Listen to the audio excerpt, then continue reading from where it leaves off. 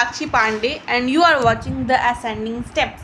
आज हम लोग क्लास 9th के चैप्टर द फ्रेंच रिवॉल्यूशन को और आगे बढ़ाएंगे और हम लोग देखेंगे French society during the late 18th century. इससे पहले हम लोगों ने ऑलरेडी एक टॉपिक पढ़ लिया था जिसका नाम था द फ्रेंच रिवॉल्यूशन और इसका हमने बैकग्राउंड देखा था। हमने देखा था कि आखिर फ्रांस में क्या होता है, ठीक है, कहानी की शुरुआत कैसे होती है। मैंने आप लोग को ऑलरेडी कहा है कि हम इस जो बुक है हिस्ट्री की उसको ऐसे लेके चलेंगे जैसे हमारा कोई मूवी चल रहा हो। और मूवी में क्या हुआ, पहले आपको ट्रेलर दिखाया गया और ट्रेलर में क्या हुआ तो हम लोगों ने पिछले वीडियो में देखा। तो अगर आप लोगों ने वो वीडियो नहीं देखा है तो प्लीज़ आप जाके उस वीडियो को ज़रूर देखिए। उसमें मैंने डिटेल लाइन बाय लाइन पूरे इस NCERT का एक एक वर्ड का मतलब समझाया और आपको पूरा डिटेल में बताया, ठीक है। उस वीडियो का लिंक मैं अपने डिस्क्रिप्शन बॉक्स में प्रोवाइड करा दूँगी, ओके। अब हम चलेंगे हमारे नेक्स्ट टॉपिक पे जो है French society during the late 18th century. सबसे पहले यहाँ पे बहुत सारे वर्ड्स हैं, राइट। उसमें से कुछ इंपॉर्टेंट वर्ड है। पहला जो आप आसानी से समझ सकते हैं जो है फ्रेंच सोसाइटी, मतलब फ्रांस का समाज। उस टाइम में फ्रांस का समाज कैसा था और कब, during the late 18th century. यहाँ 3 वर्ड्स हैं और तीनों वर्ड्स आपस में काफ़ी इम्पॉर्टेंट हैं। फॉर एग्ज़ाम्पल सबसे पहले हम बात करें 18th सेंचुरी। इस वर्ड से आप क्या समझते हैं? सेंचुरी मतलब होता है 100 साल, राइट। तो 100 साल और 18th का बात कर रहा है, तो क्या आपको ये लग रहा है कि 1800 साल की बात कर रहा है? अगर आपको ऐसा लग रहा है तो आप बिल्कुल गलत हैं। जी हाँ, आप बिल्कुल गलत हैं। ये कुछ 1800 साल की बात नहीं कर रहा है, ये बात हो रहा है आपके बुक में समथिंग 1700 के करीब, ठीक है। 1700 के करीब जो बात होगा उसको हम लोग कहेंगे 18th सेंचुरी, राइट। अगर आपको मेरी बात पे ट्रस्ट नहीं है तो आप जाके कहीं भी सर्च करके देख लीजिए 18th सेंचुरी स्टार्ट कब से होगा। 1700 से जो स्टार्ट होगा ईयर्स उनको कहेंगे 18th सेंचुरी, ठीक है। तो अब बात हो रहा है लेट 18th सेंचुरी। लेट मतलब देर, बाद वाला, ठीक है। तो बाद वाला जो 18th सेंचुरी का पीरियड था यानी कि समथिंग कॉल्ड 1782, 1791, इस तरह के जो ईयर्स होंगे उनको हम लोग कहेंगे लेट 18th सेंचुरी, मतलब 18th सेंचुरी जब ख़त्म होने वाला, ठीक है। I hope I am clear. तो अब आपको पता चलेगा कि ये कब की बात हो रही है। फ्रांस का समाज ड्यूरिंग लेट 18th सेंचुरी, मतलब लेट 18th सेंचुरी में जब 1700 की शताब्दी ख़त्म होने वाली थी तब फ्रांस का समाज कैसा था उसके बारे में हम लोग देखेंगे। तो मूवी में आप लोगों ने कल देखा था कि ये हमारी जो क्लास 9th की जो मूवी थी जो मैं पढ़ा रही थी उसमें आप लोगों ने देखा था कि क्या हुआ। फ्रांस का जब हम लोग मूवी स्टार्ट करते हैं तो क्या होता है कि 14 जुलाई 1789 लिखा हुआ आपके स्क्रीन पे आता है और दिखाया गया कि वहाँ पे अचानक से अफरा तफरी का माहौल बच गया। लोगों ने राजकिलों को तोड़ दिया, राजा की जेलों को तोड़ दिया और राजा के जो मकान था, राजा का जो महल था उसका टुकड़े टुकड़े उसके तोड़कर पूरे बाज़ार में बेच दिए। और ऐसा क्यों हुआ आखिर हम लोग चलेंगे इस नेक्स्ट टॉपिक में जो आज हम इस टॉपिक को पढ़ेंगे, ठीक है।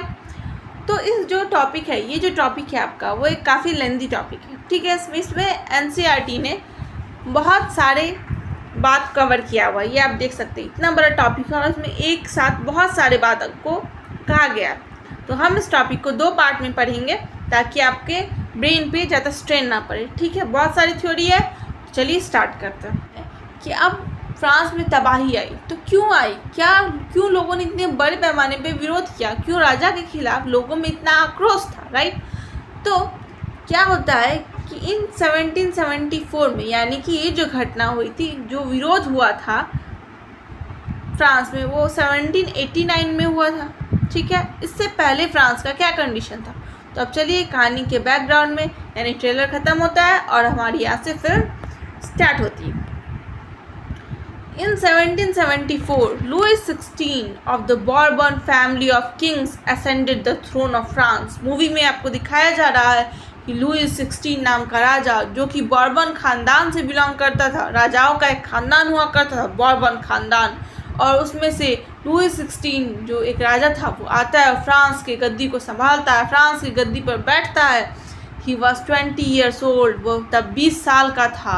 And married to the Austrian princess Marie Antoinette, और तब वो ऑस्ट्रिया की एक सुंदर सी राजकुमारी से शादी करता है। शादी किया हुआ था जिसका नाम था मैरी एंटोनिटी। अपॉन हिज एक्सेशन, उसकी राजगद्दी पे बैठने पर, the new king found an empty treasury, मतलब जब किंग राजगद्दी पे बैठता है तो वो क्या देखता है, खजाना खाली है, मेरे खजाने में उतना धन नहीं है बचा। Long years of war had drained the financial resources of France, लंबे समय तक फ्रांस ने एक युद्ध लड़ा था जिस युद्ध ने मेरे पूरे धन को समाप्त कर दिया है। हमारे फ्रांस के पास जितना धन होना चाहिए था उतना धन अब नहीं है, धन समाप्त हो रहा है। तो added to this was the cost of maintaining an extravagant court at the immense palace of Versailles। देखिए अब यहाँ वार की बात चल रही है, राइट।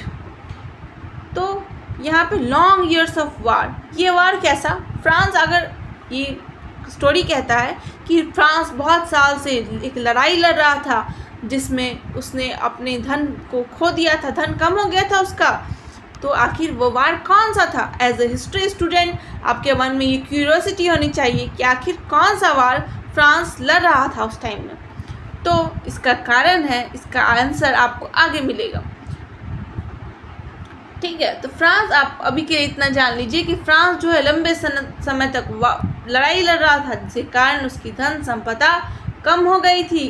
एडेड टू दिस, मतलब एक तो धन कम है, ऊपर से added to this was the cost of maintaining an extravagant court at the immense palace of Versailles, मतलब एक तो संपत्ति कम, धन कम, वेल्थ कम, ऊपर से खर्चा। कैसा खर्चा? तो कोर्ट को मेंटेन करने का, यानी कि cost of maintaining extravagant court, एक शानदार कोर्ट को मैनेज, एक शानदार दरबार को मैनेज करने का, at the immense palace of Versailles, मतलब वर्साई एक जगह है, वहाँ पे बड़ा सा महल है, शानदार महल है, उसके शानदार कोर्ट को, बड़े कोर्ट को मैनेज करने का ये खर्चा था। यानी कि स्टोरी में कह रहा है कि एक तो राजा के पास धन कम था, खजाना कम था, पैसा कम था, और ऊपर से क्या हुआ कि बड़े से दरबार को चलाने में खर्चा लगता है ना। तो इस दरबार को चलाना, मेंटेन करना उसके लिए बहुत मुश्किल हो रहा था। अंडर लुई 16 के आने पर France had the 13 American colonies to gain independence from their common enemy Britain. अब यहाँ पे गौर कीजिए, आपके इस वार वाला क्वेश्चन जो था कि कौन सा वार, वो अब यहाँ पे आपको आंसर मिलेगा, राइट। तो बहुत कंसंट्रेशन के साथ स्टोरी सुनिए। तो कह रहा है कि लुई 16 के अंदर फ्रांस ने मदद की थी 13 अमेरिकन कॉलोनी को। कितने कॉलोनी मतलब होता है जब कोई दूसरा देश किसी एक देश पे जाके कब्जा कर लेता है, ठीक है। जैसे कि आप एग्जांपल समझिए, जैसे कि ब्रिटेन, इंग्लैंड ने हमारे इंडिया पे बहुत साल तक कब्जा किया था, राइट। तो हम जिस पे उसने कब्जा किया उसको कहते हैं हम लोग कॉलोनी। जैसे हम लोग ब्रिटेन की, इंग्लैंड की कॉलोनी थे तब, ठीक है। यानी यहाँ का जितना सामान था, यहाँ का जितना रिसोर्स था, संसाधन था, उसको ब्रिटेन, इंग्लैंड अपने फ़ायदे के लिए इस्तेमाल करता था, सही है। तो वैसे ही अमेरिका पे भी एक समय ऐसा था कि अमेरिका जो आज इतना बड़ा देश है उस पर भी ब्रिटेन का कब्जा था। तो उस टाइम में 13 ऐसी अमेरिका की कंट्री थी, पहले आप थोड़ी समझ लीजिए, 13 ऐसी अमेरिका की कंट्री थी जो कि ब्रिटेन के अधीन थी। ब्रिटेन जिसको अपना कॉलोनी बनाया हुआ था, जिस पे ब्रिटेन शासन करता था। तो वैसे 13 अमेरिकन कॉलोनीज़ को, 13 ऐसे अमेरिका की जगह को फ्रांस ने मदद किया था। कब? जब लुई 16 राजा था, तब लुई 16 के राजा के अंदर फ्रांस ने मदद किया था 13 ब्रिटेन के 13 अमेरिका के कॉलोनीज़ को टू गेन देयर इंडिपेंडेंस, आज़ादी लेने के लिए। मतलब इस टाइम में फ्रांस की मदद से, राजा लुई 16 की मदद से अमेरिका क्या करता है, आज़ादी पाता है। कहाँ से? फ्रॉम देयर कॉमन एनिमी, यानी कि सबका जो एक ही एनिमी हुआ करता था, यानी ब्रिटेन, फ्रांस, सबका एक ही दुश्मन था सबके, तब जो था ब्रिटेन से। समझ में आया? तो मतलब लुई 16 जब आता है तो देखता है कि खजाना उसका लुटा पड़ा है, मतलब खजाने में धन कम है, उसको अब इतना बड़ा दरबार चलाना था, उसके लिए शासन करना था, उसके लिए उसको पैसे चाहिए थे। और उस धन क्यों कम था लुई 16 का? क्योंकि लुई 16 ने मदद किया था 13 अमेरिका के देशों को अपने आज़ादी प्राप्त करने में। किससे आज़ादी प्राप्त करना था? ब्रिटेन से। अभी तक आप क्लियर है? चलिए आगे चलते हैं। The war added more than $1 billion to a डेब्ट। देखिए इस लाइन का मतलब समझना लोगों को थोड़ा मुश्किल हो जाता है, मैं आपको एक्सप्लेन कर देती हूँ। कह रहा है द वार एडेड, यानी लड़ाई ने, युद्ध ने इसमें खर्चा बढ़ा दिया। क्या कर दिया? बढ़ा दिया $1 billion टू अ डेब्ट, मतलब कि फ्रांस को कर्जा में डाल दिया। डेब्ट मतलब कर्जा, तो फ्रांस को कर्जा में डाल दिया इस वार ने। और कितना बिलियन का? 1 बिलियन का। मतलब और लीवर्स क्या है? वहाँ की करेंसी, ठीक है, वहाँ का जो पैसा होता है उसको लीवर्स में काउंट करते हैं। तो 1 बिलियन लीवर का कर्जा उस पर बढ़ गया, फ्रांस पे, ठीक है। Debt had already risen to more than 2 billion livres, मतलब कि फ्रांस में पहले ही 2 बिलियन लीवर्स का कर्जा था, ठीक है। फ्रांस में पहले 2 बिलियन लीवर का कर्जा था, लेकिन जब मदद करता है तो क्या होता है? अमेरिका को आज़ाद होने में तो क्या होता है? उसमें 1 बिलियन लीवर और का कर्जा हो गया, मतलब 2 बिलियन पहले, 1 बिलियन बाद में, तो दोनों कितना बिलियन? 3 बिलियन लीवर्स का कर्जा फ्रांस में डूब चुका था। कर्जे में फ्रांस डूब गया था, ठीक है। अब देखिए, lenders who give the state credit, वैसे लोग, वैसे जो होते हैं लोग जो दूसरों को उधार देते हैं। एक देश अगर कर्जा में डूब गया है तो उसको बाकी सारे देशों से क्या लेना पड़ेगा? पैसा लेना पड़ेगा, राइट। तो बाकी सारे देश या फिर जो भी बड़े बड़े पॉलिटिकल इंस्टीट्यूशंस होते हैं, जैसे WHO वगैरह जो भी होता है, वर्ल्ड बैंक वगैरह जो भी होता है, तो उससे अगर जो फ्रांस ने पैसा लिया तो लेंडर्स यानी कि कर्ज देने वाले लोग, who give the state credit, जिसने फ्रांस को, स्टेट मतलब यहाँ राज्य नहीं, स्टेट मतलब यहाँ पूरे कंट्री, तो जिसने फ्रांस को क्रेडिट दिया, पैसा दिया, उधार दिया, now began to charge 10% interest on loans. मतलब कि अब वैसे लोग, देखिए फ्रांस कर्जे में था, ठीक है, फ्रांस ने दूसरे देश की मदद की, राइट। क्या हुआ? फ्रांस पे कर्जा चढ़ गया दूसरे लोग का, दोस्त का। दूसरे दोस्तों ने कहा होगा कि ठीक है आप अभी हमसे पैसा ले लीजिए, आप हमको बाद में चुका दीजिएगा, ठीक है। तो ऐसा होता है। तो वैसा ही हुआ कि कुछ लोगों ने फ्रांस को कर्जा दिया, और अब क्या करने लगे वो लोग जो उनको कर्जा दिए थे, वो फ्रांस के लोग को वो बोलने लगे कि अब हमको 10% इंटरेस्ट चाहिए, यानी कि अब हम आपको जो लोन दिए हैं, जो कर्ज दिए हैं, उस पर हम 10% ब्याज आपसे लेंगे, पैसा आपसे 10% लेंगे, ठीक है, इंटरेस्ट लेंगे, ठीक है। So the French government was obliged to spend an increasing percentage of its budget on interest payments along. इसीलिए अब क्या हुआ कि फ्रांस की गवर्नमेंट को, फ्रांस का जो सरकार था जो लुई 16 के अंतर्गत था, उसको क्या करना पड़ा कि अब उसके बजट का, किसी भी कंट्री में कोई भी कंट्री चलता है तो उसका एक बजट बनता है, राइट।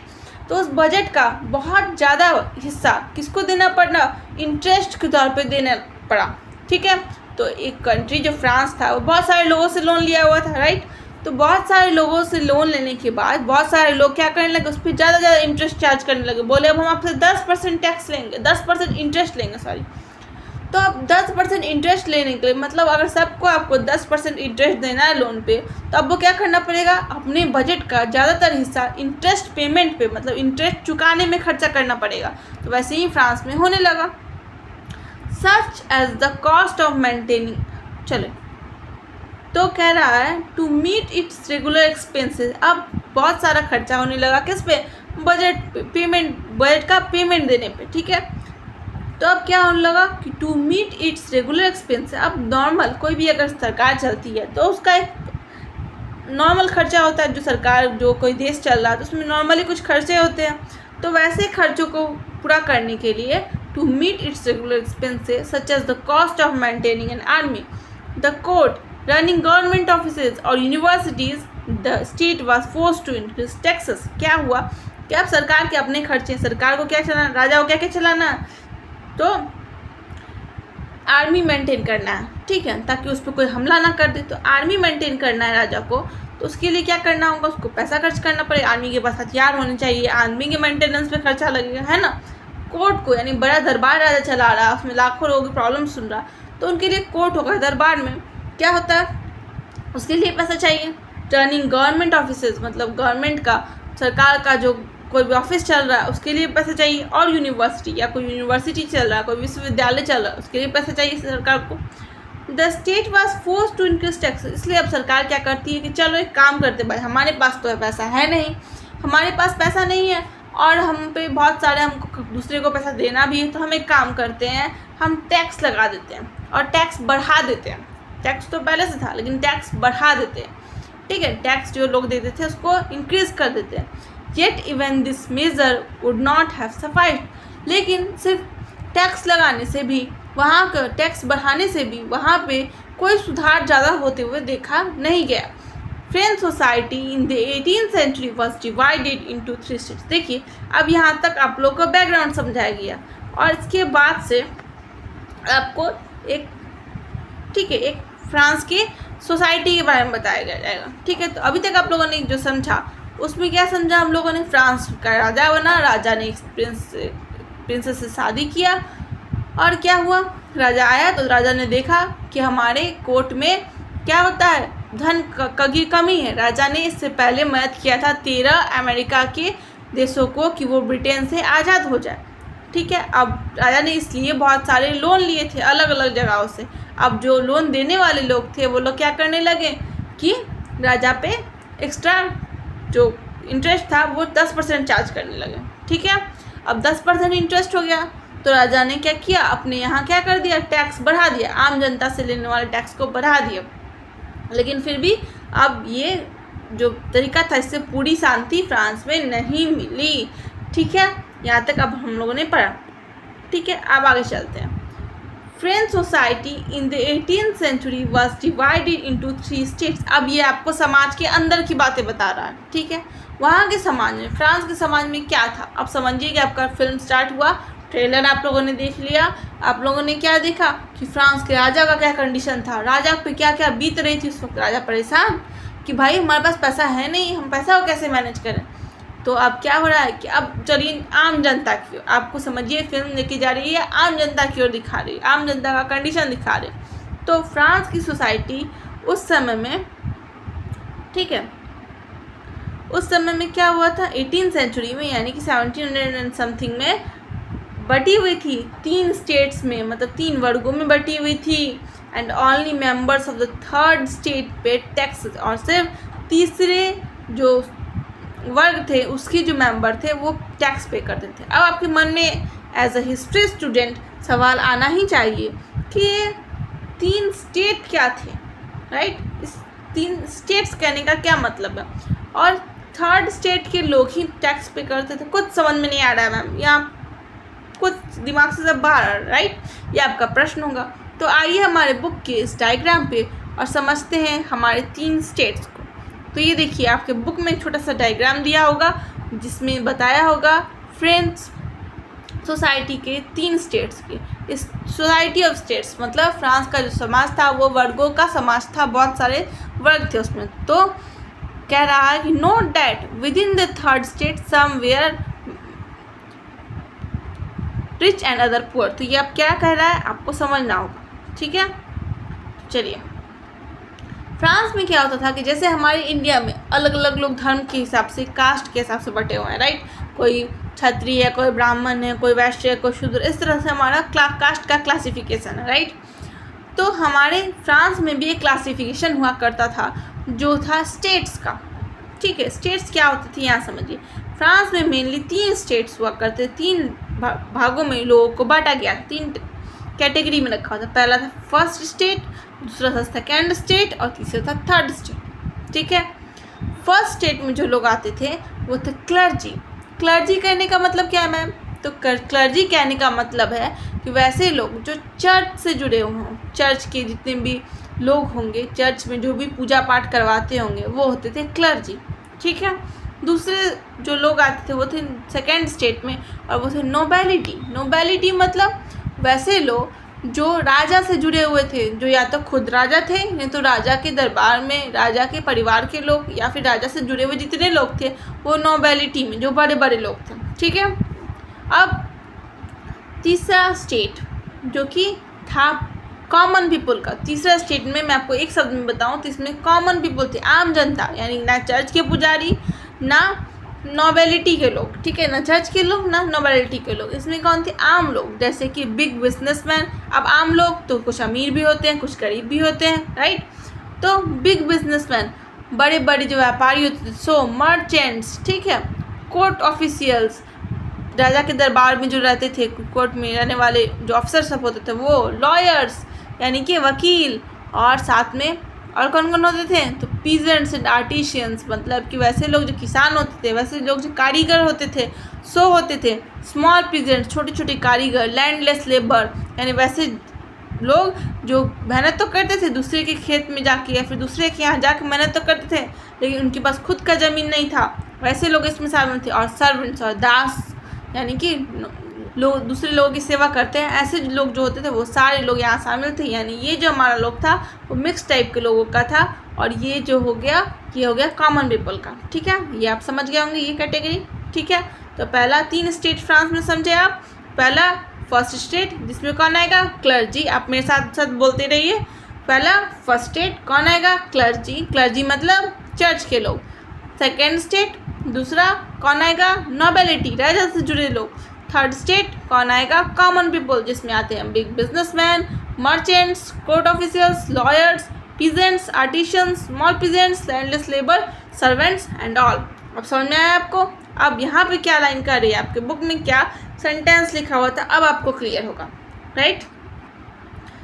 तो आइए चलते हैं हमारे बुक के सेंटेंस पे, ताकि हमें थोड़ा सा और क्लियरिटी मिले। तो हाँ, अब देखिए आपको कितने अच्छे समझ में आएगा। तो कह रहा है कि 18th सेंचुरी आपको क्लियर है। 18th सेंचुरी में फ्रांस की सोसाइटी डिवाइडेड थी, बटी हुई थी इनटू 3 स्टेट्स, 3 वर्गों में। The only members of the third state paid taxes. यहाँ ध्यान दीजिएगा, सिर्फ थर्ड स्टेट के लोग ही टैक्स देते थे, ये बात देखा आपने।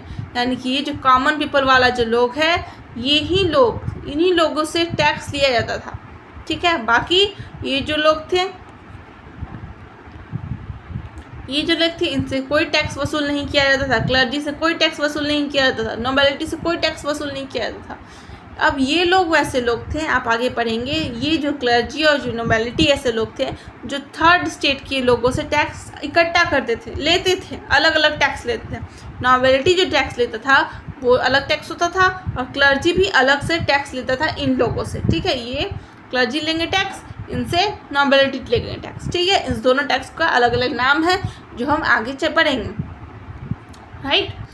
सो ये था हमारा फ्रांस का थर्ड स्टेट्स, ठीक है। तो अब तक हम लोगों ने बहुत कुछ इस वीडियो में देखा है। अगर आपको वीडियो थोड़ा भी पसंद आ रहा हो, थोड़ा भी आपको हिस्ट्री पढ़ने में हेल्प मिल रही हो, इससे क्लियरिटी आ रही हो, तो आप प्लीज़ वीडियो को लाइक कीजिए, शेयर कीजिए और चैनल को सब्सक्राइब कर लीजिए अपने क्लास 9th की जर्नी को और भी आसान बनाने के लिए, ठीक है। मैं आपसे मिलूँगी अब आपके नेक्स्ट वीडियो में, और तब तक के लिए आप इसको अपने स्टेटस में, अपने फ्रेंड्स को शेयर कीजिए, अपने स्टेटस में शेयर कीजिए, ताकि आपके और भी जो दोस्त हैं वो इनको देखें और उनकी भी थोड़ी हेल्प हो सके, ठीक है। तब तक के लिए बाय बाय, और वेट कीजिए इस टॉपिक के पार्ट 2 का, ठीक है। इसको भी मैं जल्दी अपलोड करूँगी और आपको पार्ट 2 में इस टॉपिक को डिटेल में पढ़ाऊँगी, ठीक है। I hope I am clear. Then have a good day. Bye.